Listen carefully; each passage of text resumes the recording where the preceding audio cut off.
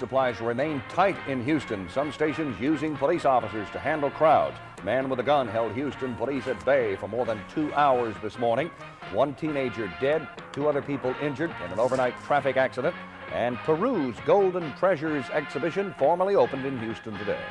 We'll have these stories and others coming up next on Eyewitness News.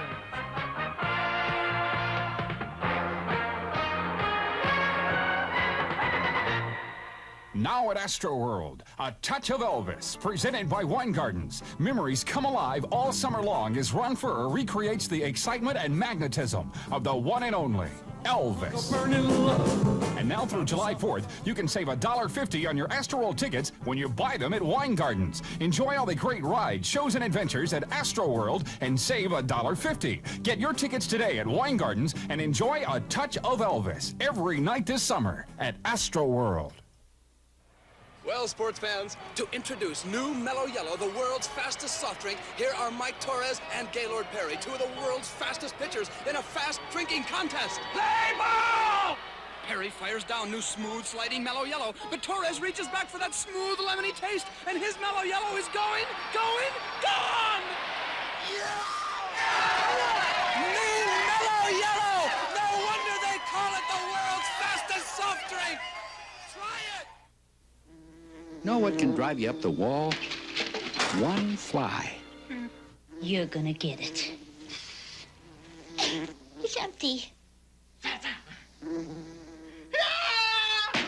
Know what's really gonna get them? No Pest Strip. We created it to kill flying insects so you don't have to. Hang it up. That's where insects fly and where kids can't get at it. Works up to 4 months throughout the room it's in. No Pest Strip. Ooh, are you gonna get it? Lee Remick co-stars Tuesday at 3.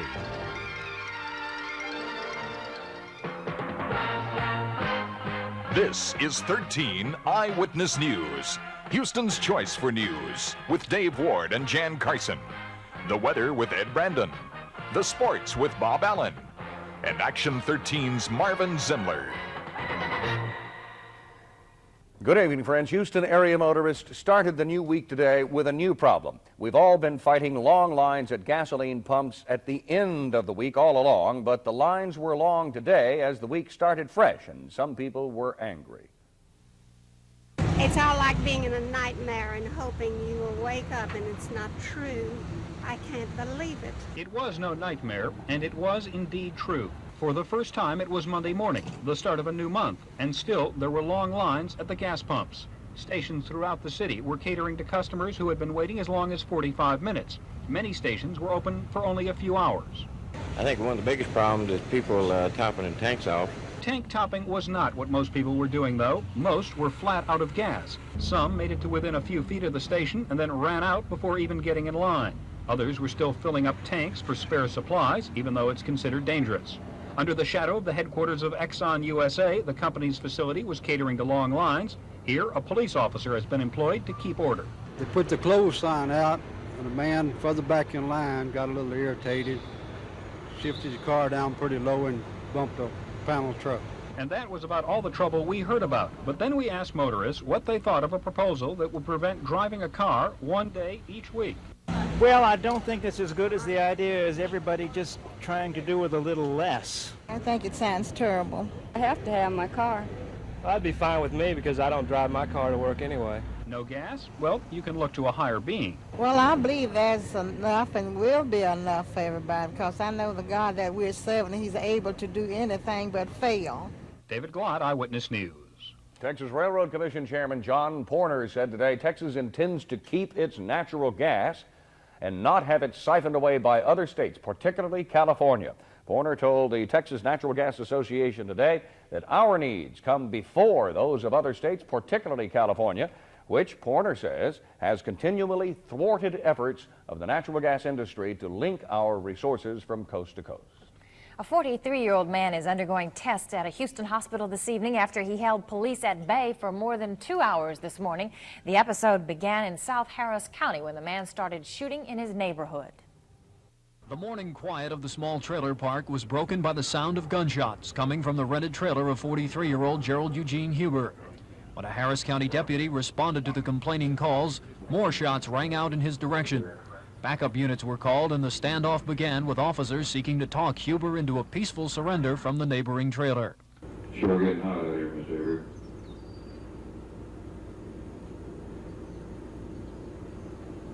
Why don't you let me come in, have a drink with you, cool off. You can tell me your problems. Want anybody else come in, I promise you. As the one-sided conversation between Sergeant Tim Wilson and the unresponsive suspect continued, the other trailers in the immediate vicinity were evacuated and the Houston SWAT team moved into position. So we got an old man down here, he wants to come in, and we can't let him in, so we'll just bring his family on out. The heavy armament of the SWAT team proved to be unnecessary. From his vantage point inside the trailer, Huber could see only one police unit. When it was moved, Huber thought that the police had left and the situation was over. When he stepped out, unarmed, onto the porch, he was immediately apprehended without further incident. Huber was arrested on a mental health warrant and taken to Jefferson Davis Hospital, where he will undergo extensive psychiatric examination. Bob Boudreau, Eyewitness News. Long and tedious process of selecting a jury for the Elmer Wayne Henley mass murder trial got underway in Corpus Christi today. Henley is on trial amid heavy security because an appellate court reversed his earlier conviction. He had been found guilty in that trial of 6 murders. The case had shaken Houston and the nation, and even though the crime occurred in the early 70s, memories for the victims' relatives remain fresh. 62-year-old Tommy Watson is an outpatient at the Veterans Administration Hospital in Houston. He is suffering from throat cancer, and even though he has to return to Houston for chemotherapy treatments, he vows he will attend every day of the trial. Without prompting, he shows his wallet picture of his youngest child, Reuben Watson, who died at age 17. Reuben's remains were found inside a boat shed in the south part of Houston with 16 other bodies. It took dental records to identify the teenager. Well, they done tried him once. They found him guilty. And all 3 of them was just as guilty as the next one. Henley and David Brooks are believed to have procured young boys for Dean Arnold Corll, who it is believed tortured and killed them. The elder Watson said his son was a good youngster who would not have run away. When he disappeared on August 17, 1971, the family feared foul play. Said 27 young men, just like that, gone.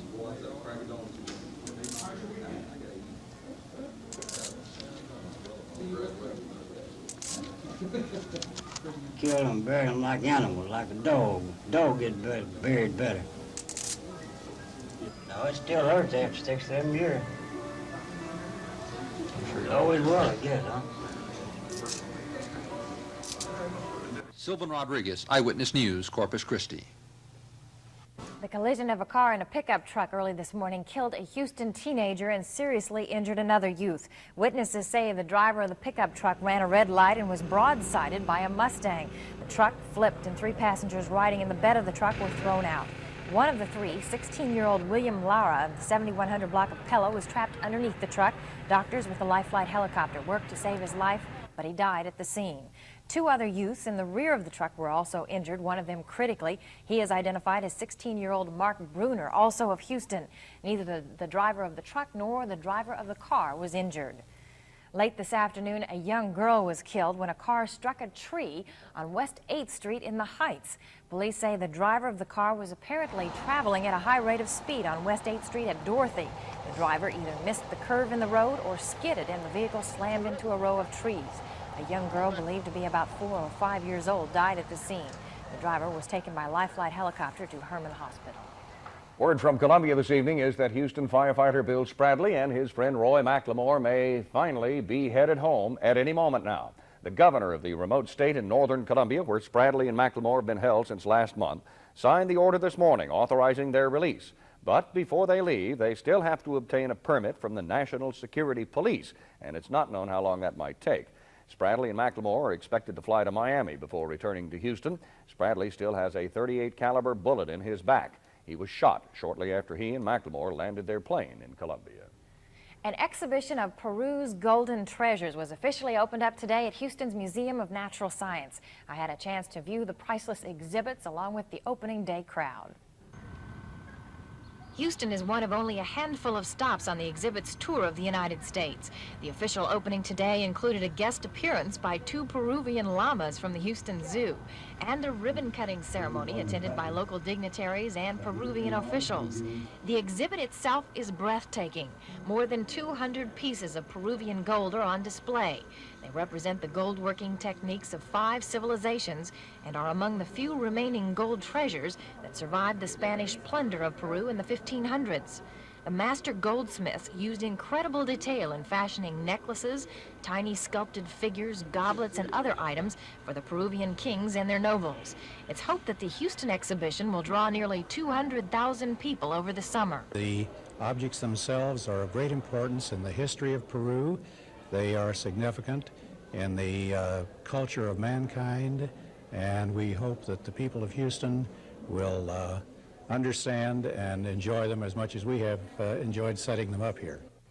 The museum will have special hours for the 3 months of the Peruvian Golden Treasures exhibit from 10 o'clock in the morning to 5 in the afternoon, 7 days a week. Dave? In just a moment, Action 13's Marvin Zindler. For years, if you drove a pickup, a van, a twin I-beam, or any type of recreational vehicle, you just had to accept certain problems, like finding a place that was willing to work on your vehicle. If you needed brakes, shocks, tire balancing, or an alignment, you really didn't have much of a choice. Now, there is a choice. Brake Check. Because no matter what you drive, if it fits in our bay, we'll repair it. And at Brake Check, we do it right. Because whatever you drive, you deserve a smooth ride. The quick as a fox guarantee. Get your pictures back tomorrow or get them free. Bring your roll of 110, 126, or 35 millimeter color print film for developing and printing to a Fox Photo retail store Monday through Thursday before afternoon pickup time. You'll get them back tomorrow or you'll get them free. Look for the Fox Photo store nearest you and take advantage of the quick as a fox guarantee. Fox Photo, look for the Fox. How you feeling, night people? Feeling like me? Got a headache and upset stomach? Well, here's the most beautiful sound of the evening. Listen to the sound of fast relief. Alka-Seltzer. It instantly begins to break up acid indigestion and speeds relief to your aching head. That sounds fast. That sounds fast. That sounds fast. You feeling better, people? So what do you say? Oh, what a relief it is. Fast, fast, fast. Some home improvement, Harry? Yeah, about $3,000 worth. Termites? I never saw any termites. Neither did I. I'm calling Orkin. Orkin, we're #1. We get the job done. We're Orkin. Most people never see termites until the damage is done. But with Orkin's $100,000 guarantee, you're protected. That's what I call a real home improvement. Big #1. Early in 1978, after the McConnell administration was in place, Houston City Council voted to establish 6 new deputy chief posts in the fire department. Only a few months earlier, there was a fundraising picnic for the city councilman, and Action 13's Marvin Zindler set out today to see if there was any tie between that picnic and the jobs that were to come. Well, 5 of those 6 new deputy chiefs were actively involved in solicitation of funds for the councilman. No one will say exactly how much money was raised, but it was well over $10,000. All 8 council members were offered $1,000, but only 3 actually kept the money, those being Larry McCaskill, Frank Mancuso, and Frank Mann. All 3 tell me they considered the money a gift and did not report it as campaign contributions, even though the picnic came only a week or so before the elections in 1977. Several folks have asked if the councilman reported the money on their income tax. Apparently, they did not have to. If a taxpayer receives a gift of $3,000 or less, the recipient, that is the taxpayer, does not have to pay tax on it. However, the person giving the gift, the donor, would have to file a gift tax return and report the gift in excess of $3,000. Now, Mrs. Smith, if this same elected official receives $1,000 from a group of people for campaign contributions, but he uses it for his own personal use, is this taxable to that elected official? If the contribution is used for personal use, then it is taxable to the politician. Nevertheless, a high-ranking fire department official has gone to Johnny Holmes, first assistant to DA Carol Vance, and asked for an investigation. He said he is, quote, suspicious because of several reasons. One, most of the prime movers of the committee have been promoted to new positions that pay more than $34,000 a year. He says the jobs have no supervisory duties and are duplicates of jobs that have already existed or have duties not commensurate with the pay received. The official's letter to Holmes is dated April 27th. Clearly, this is a case for a grand jury to investigate. Question, should the money have been declared as campaign contributions? Question, if they were gifts, was there a violation of the state penal code? Question, or was this purely and simply a case of firemen playing politics? It remains that 5 of the councilmen shunned the money. A grand jury can at the very least clear the air about the decisions of the other 3. Marvin Zindler, Eyewitness News. A federal court hearing on desegregation in the Houston Independent School District got underway in Houston today. The hearing is the continuation of a lawsuit filed against HISD more than 20 years ago. In fact, it's been 23 years since the lawsuit Ross versus the Board of Education was filed. The hearing before federal judge Robert O'Connor is merely a continuation of that hearing to essentially determine if HISD is as integrated as it can be. Through the years, the case has been under the jurisdiction of 4 separate federal judges. In this hearing, HISD, according to attorney William Wild, will attempt to convince Judge O'Connor that HISD has done as much as possible to comply with court-ordered desegregation, a contention that will be challenged by a battery of lawyers representing 4 sets of plaintiffs. What we want to prove is that any involuntary mixing of the students would be counterproductive. We believe that it would result in further segregation and, in fact, a resegregation of the students within the district. We're going to have to concern ourselves with the quality of the education these children are getting. It is no excuse for the Houston Independent School District to come before the taxpayers one more time and say we haven't violated any court order. But I say that they violate higher orders than that, the morality of giving these children a school that are in our schools an education. The hearing is expected to last for several weeks, and the judge says he will issue a ruling sometime before September. Oh, little ass. Tom Dickerson, Eyewitness News. Okay, let's go up here to sports and see what Bob Allen's got in the sports world today, Bobby. Question, who is the National League Pitcher of the Month? Answer, Joe Niekro. We'll talk about it next. Friends are here from America, and I'm going to show them London. I'm Rula Lenska. As always, I want to look my best, so I'm using new Alberto VO5 hairspray with Mineral 80. It's improved to hold better than ever. An incredible 14 hours without stiffness or stickiness. So, while I'm showing off London, I'm also showing how well VO5 stands up to London weather. All day. And all evening, too. New VO5 with Mineral 80 holds better than ever. Would you believe something in your skin, protein, is also inside this beautiful imported box from Ultimate 2 Charles Revson? Ultimate's exclusive CHR collagen protein skincare and makeup. This beauty ritual box has a cleanser, moisturizers, makeup, and Ciara perfume concentrate spray. Just $6 with any $6.50 Ultimate 2 purchase, now at Joski's. Who'd have thought protein could look so beautiful? This will shock you. 5,000 roaches have been living and breeding in this test kitchen for a week. You can't see them, but now you can kill them with new Raid Indoor Fogger. So effective, it kills roaches dead where they live and breed. We're even taking the kitchen apart. More than 7,000 so far. Raid killed over 5,000 dead, including new ones that bred. Now that's an effective fogger. New Raid Indoor Fogger kills roaches dead where they live and breed. There's a car frozen in that block of ice, but when we chopped through the ice, the car started on the first try using Shell Fire and Ice motor oil.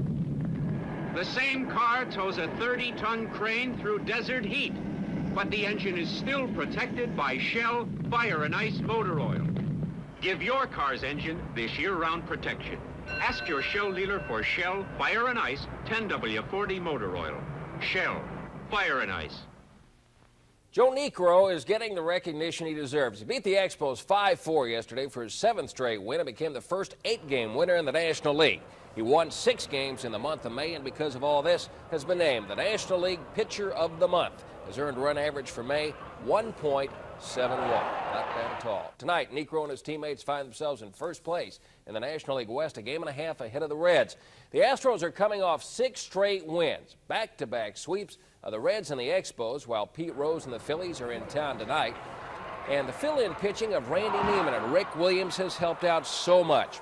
So is getting Jeff Leonard in the outfield to use his bat in his arm. That puts Cesar Cedeno on first base. Leonard's a great outfielder. He can do the job in the outfield exceptionally well, and Cedeno has responded very well at first. I wasn't concerned about his ability to play first. Experiment, I don't know whether they call it an experiment or not, and I don't know how permanent it'll be. It'll be a day-to-day thing, and I don't want to get away from the fact that Cedeno can play the outfield exceptionally well. But he's done some things at first that impresses me also, and I really think he can play about any position you wanted to put him in. Tonight, it's Larry Christensen pitching against Randy Neiman. Monday Night Baseball starts at 7 tonight on Channel 13 with the Dodgers and the Pirates from Pittsburgh. Next Monday, we have the Astros and the Phillies from Philadelphia. Well, they're still trying to finish the spring Duncanville High School baseball series to see which school goes to the state tournament this week. After several rainouts, Duncanville won the first game. The second game was played in College Station today. Spring won it 7-3. That evened up the series at 1. And just as the last pitch was thrown in that game, a big, huge downpour hit College Station. So the players moved to Fireman's Field in Brenham. They started just a few minutes ago. That game just started. The winner goes to state, and they have to determine a winner tonight by midnight, or else they have to flip a coin. Thursday night in Austin, Baytown Sterling will play Brazoswood, while the winner of the Duncanville spring game moves to Carrollton, plays Carrollton at 8 o'clock. In Omaha, Nebraska tonight at the College World Series tournament, favorite Texas plays Arkansas, the other Southwest Conference school in that series. Arbitrator Ray Getz ruled today that Atlanta Braves third baseman Bob Horner's contract is valid. This is kind of a split decision. Horner was given a bonus to sign last year, which was his rookie year. This year, Horner was a holdout because the bonus was not part of his 1979 salary. So Horner's contention was that part of the bonus was part of his actual salary, and negotiations should be started from there. The arbitrator said it was a salary, yes, but said Horner should not get his free agent status. So everybody's kind of happy. And speaking of split decisions, former bantamweight champion Carlos Zarate is threatening to appeal the decision that cost him the title yesterday in Las Vegas. Challenger Lupi Pinter beat Zarate in a split decision, which is rather unusual. A split decision usually goes to the champion. So Zarate says he might appeal the loss to Pinter. Pinter went down in the 4th round, the only knockdown of the fight. And tonight, don't forget, Monday Night Baseball, the Dodgers and the Pirates. That starts at 7 o'clock right here on 13. And that's sports.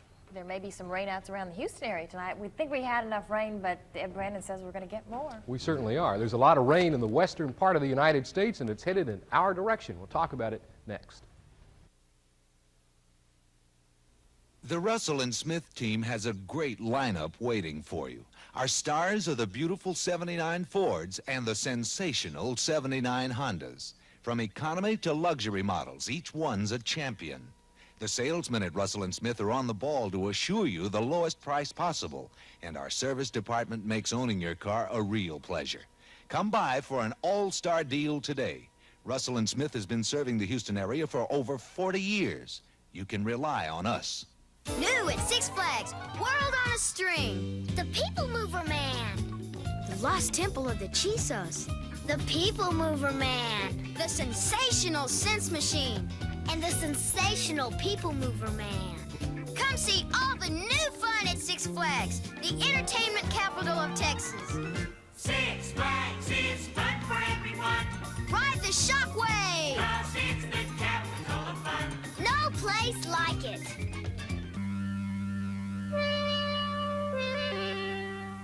From Switzerland comes a revolution in quartz time.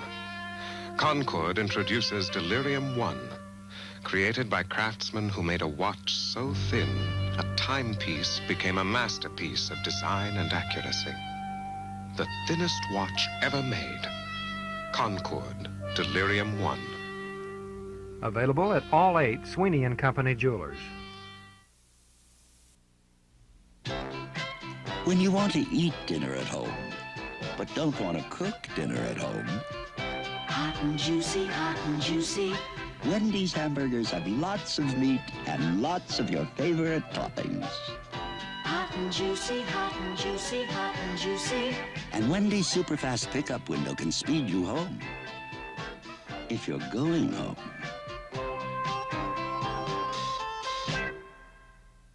There's every reason to believe the rain we have in the Houston area today is going to stay around for a few days. First, moisture continues to pump up from the Gulf of Mexico. It's moist, unstable air that covers most of Texas.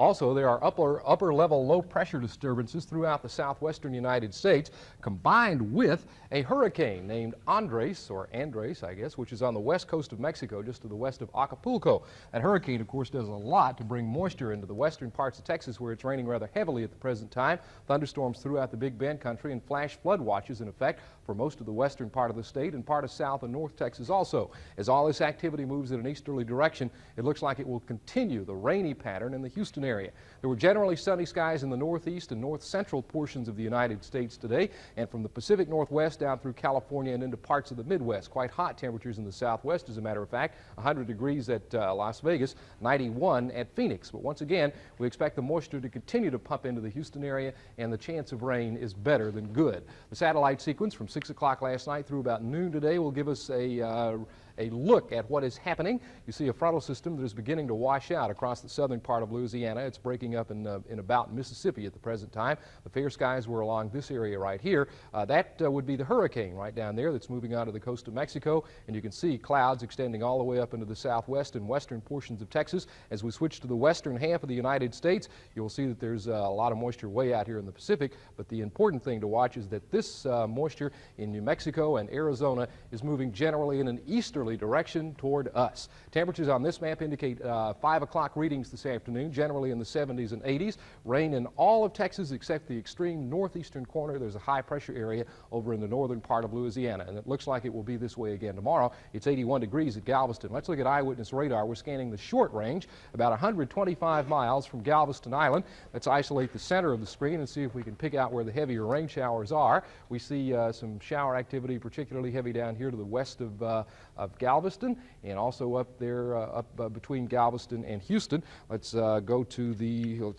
western part, and there's more rain over around Columbus. All of it, again, is headed toward Houston, so it looks like we may have a rather wet couple of days. The low temperature in Houston this morning was it was 70 degrees. High this afternoon, 84. Officially, only a tenth of rain in Houston today, tenth of an inch. Temperatures are in the mid-70s. It's raining. Barometer is falling. Winds are from the south. Relative humidity is 94%. And the forecast calls for cloudy skies for the next 2 days. A 40% chance of rain tomorrow night after a 60% chance of rain during the day. 30% chance on Wednesday and a 30% chance on Thursday. Otherwise, temperatures will be about the same. Lows in the 70s, highs in the mid-80s. I wish I had better weather, David. Okay, thank you, Edward. A couple of final items tonight. Over in San Antonio, the FBI says today it does not believe that last week's shooting death of Judge John Wood, Jr. was the work of a professional gunman. A newspaper in San Antonio has quoted sources close to the investigation as saying that Wood's murder has none of the earmarks of a professional hit.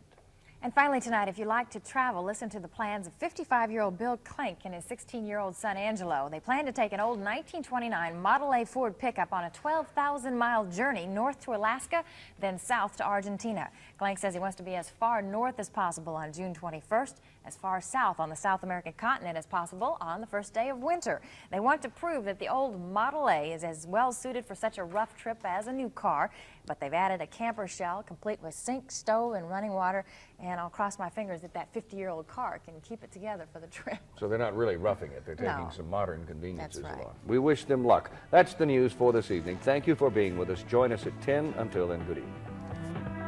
Move closer to your world, my friend. Take a little bit of time. Move closer to your world, my friend, and you'll see. Tuesday on the 3 o'clock $1 Million Movie. And who is that girl? Which? That. Oh, that? What's that? Madge's daughter, Diane. Does she stay here too? Well, of course. What about me? Do I get to join you? Well, not tonight, darling. After all, we've only just met. Oh, it's very comfortable at the hotel. I'll see you tomorrow for lunch. Oh, thank you very much. Oh, now, Stella, darling. Be reasonable. Stella, please. We've done all the worst part. All you need is a new name and we'll be off to South America. do a bit of charter flying, and we'll be just, what did you say? Ordinary people. That's all. You didn't even meet me at the airport. I couldn't, darling. We had to do it this way. Now cheer up.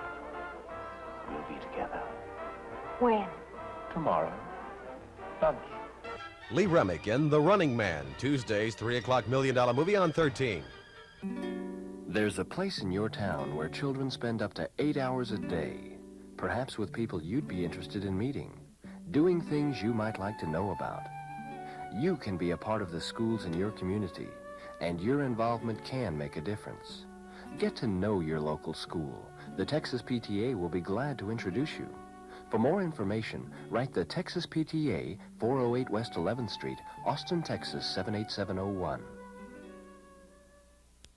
Support Goodwill Industries.